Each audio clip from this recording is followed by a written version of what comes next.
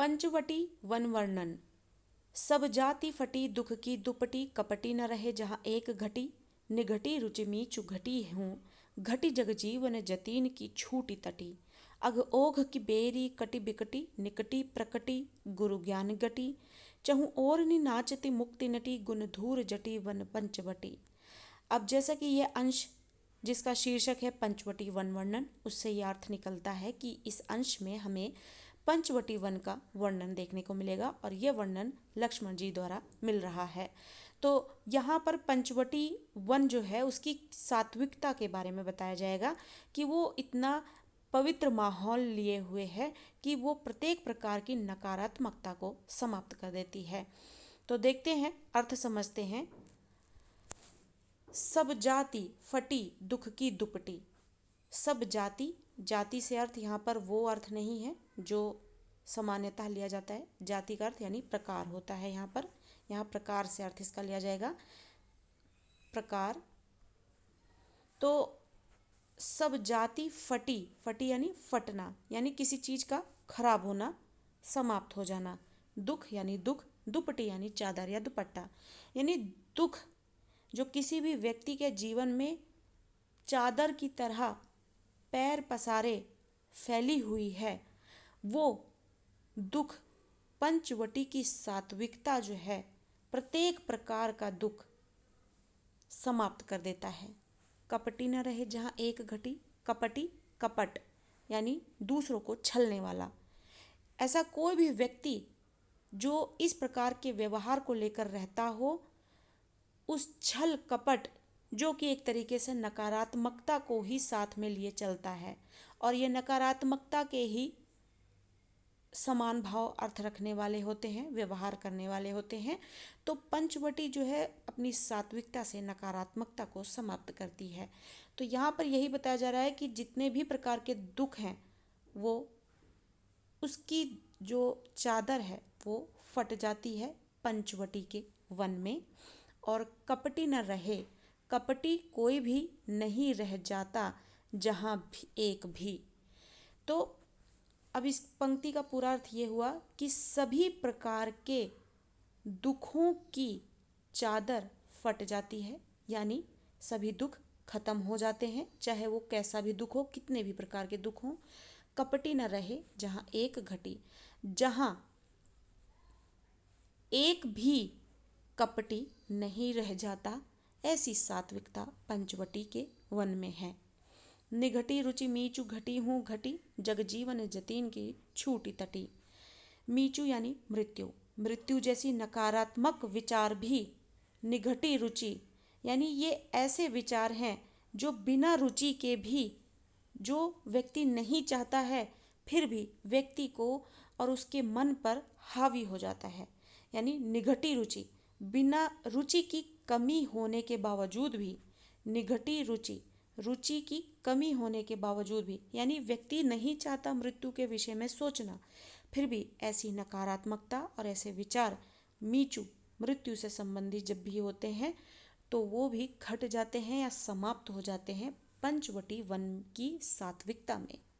जग जीवन जतीन की छूटी तटी।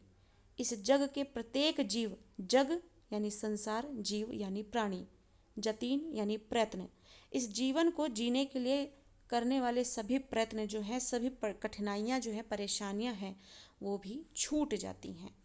तो अब प्रत्येक पंक्ति, इस पंक्ति का अर्थ देखते हैं क्या है कि रुचि की कमी होने के बावजूद भी मृत्यु जैसे नकारात्मक विचारों की भी घटोत्तरी होने लगती है, वो घटने लगती हैं या उनमें कमी आने लगती है या वो समाप्त हो जाती हैं। तो मृत्यु जैसे नकारात्मक विचार जिसे व्यक्ति रुचि से अपने मन में नहीं लाता है, वो भी समाप्त हो जाते हैं और इस संसार का प्रत्येक व्यक्ति जो प्रत्येक कठिनाइयों परेशानियों से गुजरता है वो भी छूट जाता है। कहाँ? पंचवटी वन में। अघ ओघ की बेरी, अघ ओघ यानी पाप, बेरी यानी बेड़ी, कटी कट जाती है, विकटी जो कि बहुत विकट होती है।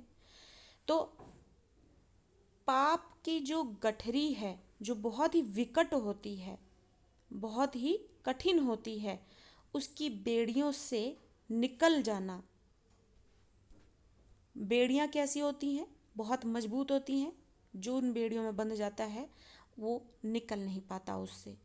तो इसी के लिए कहा जा रहा है पाप की जो गठरी है उसकी बेड़ी में बंधने के बाद कोई जो नहीं निकल पाता वो उस बेड़ी से भी पंचवटी वन में वो व्यक्ति निकल जाता है।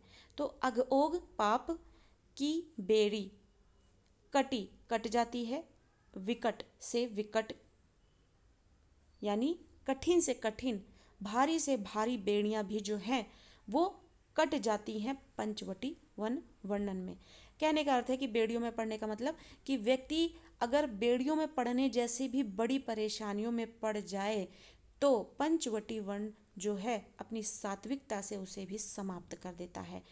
जो निकट होता है गुरु ज्ञान की गठरी के, यानी जिसने गुरु के ज्ञान की गठरी को अपने जीवन में प्राप्त कर लिया, वो पाप की बेड़ियों जो कि विकट होती हैं, बहुत कठिन होती हैं, उनको भी काट ले जाता है, उससे निकल जाता है। चहु ओरनी नाचती मुक्ति नटी गुण धूर जटी वन पंचवटी। चहु चारों ओरनी और नाचती नाचना, मुक्ति नटी मुक्ति रूपी नटी, नटी जो आज़ाद है मुक्त है वैसी मुक्ति नटी, यानी कि व्यक्ति आज़ाद हो जाता है उस नटी के समान जो बेखौफ नाचती फिरती है या घूमती फिरती रहती है। तो चारों ओर नाचती फिरती दिखती है कौन? मुक्ति, आज़ादी, यानी व्यक्ति अपनी सभी परेशानियों से आज़ाद हो जाता है पंचवटी वन की सात्विकता के प्रभाव में आकर, और वो सारे संसार में मुक्ति को पाकर, आज़ादी को पाकर, आज़ाद होकर नटी के समान चारों ओर नाचता फिरता दिखता है। इसका अर्थ आज़ाद होने से है। गुण धूर जटी वन पंचवटी, पंचवटी जो है उसमें गुण है किसके? शिव की जटाओं के समान। उसमें वो पंचवटी जो है वो शिव की जटाओं के समान गुणों को लिया हुआ है, यानी वो कितना पावन है पंचवटी, कितना सात्विक है जितना कि शिव जी की जटाएं। तो एक बार फिर से दोहरा लेते हैं। सभी प्रकार की दुख की चादर फट जाती है, कपटी नहीं रह जाता जहां एक भी। रुचि की कमी होने के बावजूद भी मृत्यु जैसी सोच, नकारात्मक सोच भी समाप्त हो जाती है। जग का प्रत्येक जीव जो है सभी प्रकार की परेशानियों से छूट जाता है। पाप की बेड़ियों को जो विकट होती हैं वो भी कट जाती हैं।